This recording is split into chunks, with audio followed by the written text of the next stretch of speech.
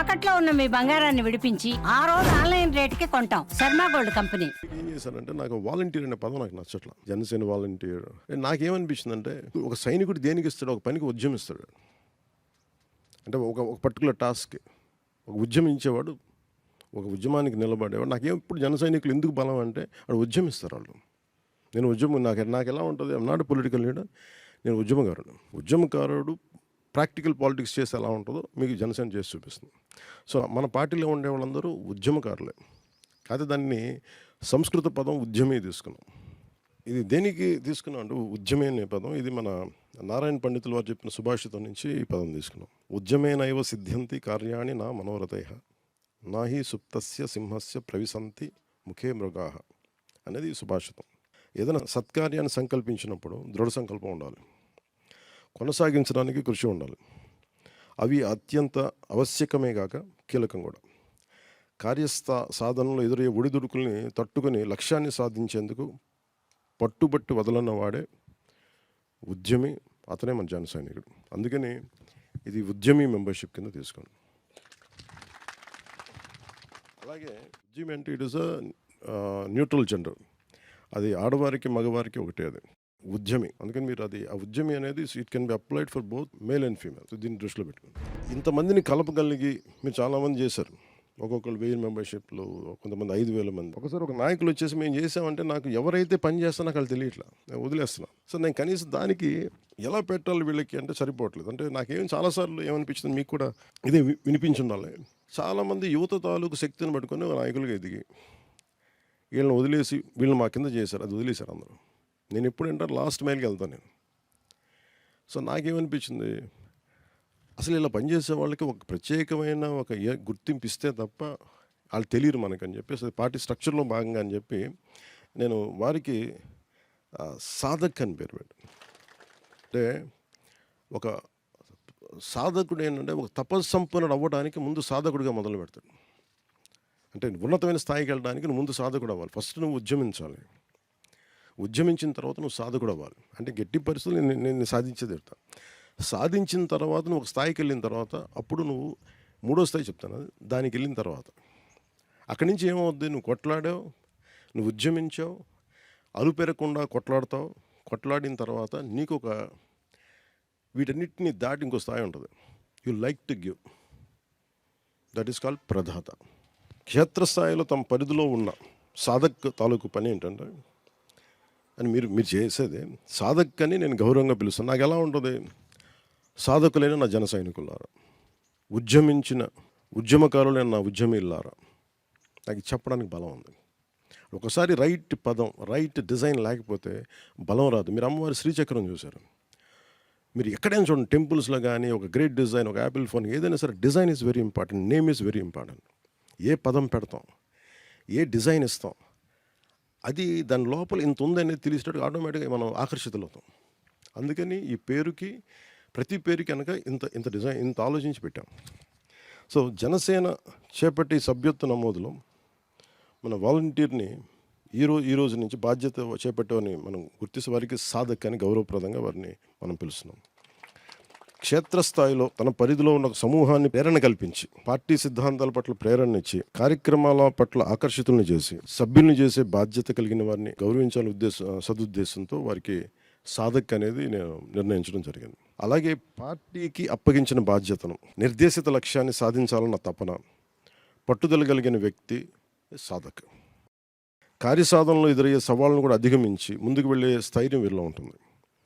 నిజంగా ఇలాంటి వాళ్ళు లేకపోతే నన్ను తెలంగాణ బోర్డర్లో ఆపేసినా, రేపు పొద్దున వైజాగ్లో ఆపేసినా, లేదంటే ఇక్కడ కూర్చొని ఇప్పటంలో ఆపేసినా, మనం ఇలాంటి సాధకుల బలం లేకపోతే అసలు ముందుకు వెళ్ళేవాళ్ళం కాదు. సో అందుకని ఇలాంటి సవాళ్ళు అధిగమించే ముందుకు వెళ్ళే స్థైర్యం వీరిలో ఉంటుంది. తన పరిధిలో తన శక్తి సామర్థ్యాలతో పార్టీ ఇచ్చిన లక్ష్యాన్ని చేరుకుంటాడు సాధక్. ప్రతి సాధక్ ఒక ఉద్యమి స్థాయి నుంచి తన పరిధిలో మరింత మందిని ఉత్తేజపరిచి జనసేన సిద్ధాంతాలను చేపట్టే కార్యక్రమాలను ముందుకు తీసుకెళ్ళగలిగేవారే సాధకులు. అలాగే ప్రదాత అనేది ఉంది. మీకేం చెప్పాను సార్, త్రిశూల్ ప్రోగ్రామ్ స్టార్ట్ చేస్తానని చెప్పి. సో సృష్టిలో ఏదైనా సరే మనకి మూడు ఉంటాయి. బైబిల్లో చెప్పుకోవాలంటే son, father and holy trinity. మన ఎన్ని త్రిగుణాత్మకాలు, మనకి సత్ర రజో తమో గుణాలు. సో ఇవన్నీ అంటే ఫస్ట్ ఏముంటుంది లేమెన్గా అంటే మన ఓన్లీ కోరిక తప్ప ఎలా పోరాటం చేయలేదు. కొంత అనుభవం వస్తే ఆ తర్వాత కొంత అవగాహనతోటి ఆ జ్ఞానంతో ముందుకెళ్తాం. సో వీళ్ళకి చాలామంది మీరు చూస్తే నాకు చాలామంది సైలెంట్గా పనిచేసి వాళ్ళొక మనకు కనిపించే వాళ్ళు కాకుండా కనిపించిన వాళ్ళు 1000 ఓట్లు వేయించి మనం నాకు వాళ్ళు ఎవరో తెలియకపోయినా విదేశాల నుంచి మారుమూల గ్రామాల నుంచి నేను వచ్చి 100 ఓట్లు వేయించాను, లేదంటే నేను పార్టీ కింద ఖర్చు పెట్టాను అండ్ నా పార్టీ సభ్యత్వం ఉంది, ఇవన్నీ నాకేమనిపించింది వీళ్ళు ఎవరు గుర్తించడం అనిపించింది. నేను ఎంతమందిని డైరెక్ట్గా నాకు వచ్చి చెప్తారు, ఒకేసారి 1,00,000 మంది వస్తే నేను కలవలేను.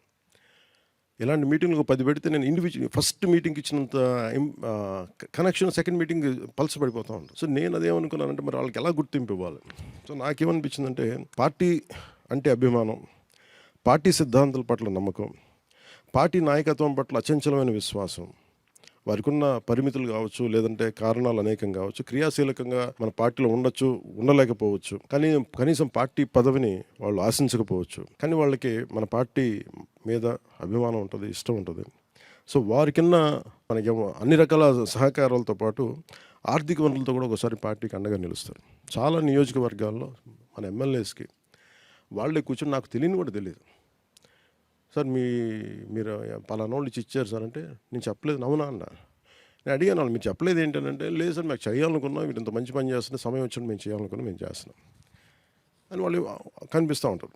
మరి వాళ్ళకి నేను ఎలాంటి గుర్తింపు ఇవ్వాలి, అలాగే పార్టీ సభ్యులకి తోడ్పాటు ఇవ్వాలనే సంకల్పంతో స్పందించి వాళ్ళు భరోసా ఇస్తారు. ఒకసారి ఏదైనా ఇన్సిడెంట్ జరగగానే ముందు నేను చెప్పకముందే వాళ్ళే కల్పించేస్తారు. ఉదాహరణకి మన తత్తెనపల్లికి వెళ్తే అబ్బాయి ఇప్పుడు రాడు, కనిపించడం.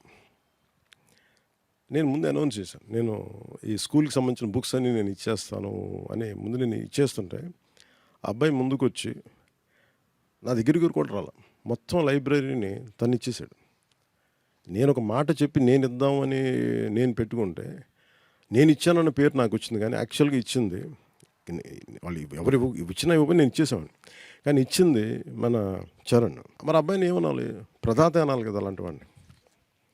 అంటే చాలామంది అంటే ప్రభాత్ అనే ఇంగ్లీష్ పదం ఇంకా అర్థం ఏంటంటే బెనిఫాక్టర్ అనేవాడు ఏంటంటే హీఈస్ గివర్, అందరూ బాగుండాలని ఇచ్చేసాడు ముందు ఏం ఆశించకుండా. అలాంటి ప్రదాతలు చాలామంది ఉన్నారు. సో అలాంటి వారికి నైతిక మద్దతు సైతం జనసేనకి ప్రయోజనకరమని నేను బలంగా భావిస్తాను. అలాంటి వారికి కూడా పార్టీలో సముచిత గౌరవం ఇవ్వాలి సదుద్దేశంతో వారికి ప్రదాత అనే పేరుతో నేను గుర్తింపిస్తున్నాం. వారిచ్చే ఆర్థిక తోడ్పాటు కార్యక్రమాల నిర్వహణకు పార్టీ శ్రేణులకి మనందరికీ ప్రయోజనకం ఉంటాయి. పదవుల కోసం కాకుండా విశాలమైన దేశ ప్రయోజనాన్ని, రాష్ట్ర ప్రయోజనాన్ని, సమాజ క్షేమాన్ని ఆకాంక్షిస్తూ సహృదయంతో జనసేనకి అన్ని రకాలుగా తోడ్పాటునిచ్చే వారికి గౌరవప్రదంగా ఇచ్చే గుర్తింపు ప్రదాత. మెంబర్షిప్కి నేను మొదటి మెంబర్షిప్ నేను తీసుకుంటాను. సో దానికి మా వాళ్ళు పుస్తకాలు లైబ్రరీలు ఇచ్చేస్తాను. నేను 2 కోట్లతో జనసేన మెంబర్షిప్ తీసుకుంటాను. మనం 4 విడతలు చేసాం ఇప్పటివరకు. ప్రతి విడతలో కూడా కనీసం ₹1,00,00,000 ఇచ్చారు ప్రెసిడెంట్ గారు. సో ఈ రోజున 2 కోట్లు మన సభ్యత్వానికి జనసేన పార్టీ కోసం, అది గొప్ప కార్యక్రమం. నాకేమనిపిస్తుంది, ఇది మన ఇల్లు, మన కుటుంబంకి నడిపేవాడు వాడు ఇవ్వకపోతే ఎట్లా అనుకుంటాం. ఒకవేళ లేనప్పుడు పర్లేదు, పని చేద్దాం. సినిమాలు ఉన్నాయి, సంపాదిస్తున్నాం కదా.